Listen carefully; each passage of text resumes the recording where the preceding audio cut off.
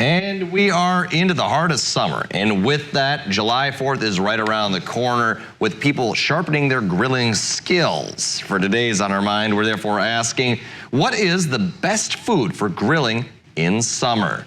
You know, you threw a lot of good ideas out there, too, when we were discussing this behind the scenes. Oh, yeah. But you know what? I am going to take the simplistic approach here. I'm going with the Yield Classic burgers and brats. Which one, though, Devin?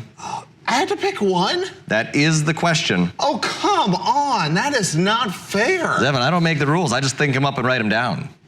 Oh, man, I can't do a combo? Not today. I gotta know. Is it the burger or is it the brat? Okay, then burgers. Burgers, interesting decision.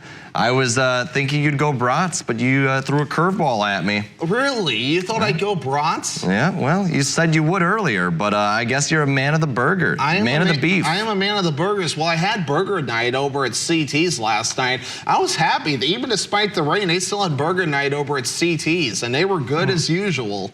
Well, there you go. And yeah, I asked Haley Heinzel, the 77th Alice in Dairyland, as well what her favorite grilling meat is, and she said hot dog. She said she's got the basic taste when it comes to the summer grilling, and she is very pleased with a nice crisp hot dog on the grill. And I will go with a beer boiled brat. And it's, you know, I consider it a Wisconsin classic. You know, we got beer and we've got brats, and usually I grab some sort of Miller product, and then you put it into a pot on the stove, and then you boil it until, you know, with the beer as your boiling liquid. So, and it's usually a mild one. Miller isn't wild or crazy pungent or anything.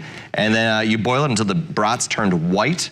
Usually takes around 7 to 8 minutes, and then you take them off the heat, and then you throw them on the grill. So they're cooked inside, you kind of soak up a little of those juices, and then you get them a nice crisp on the outside on the grill. You know, I hope my dad's watching this morning, because we kind of have a different way of getting beer on some of the brats. What do you, how do you do it? So we grill the brats. Okay. And sometimes we get the beer on it, sometimes we don't, but sometimes you know how the grill flares up every now and then. What do you mean you get the beer on it?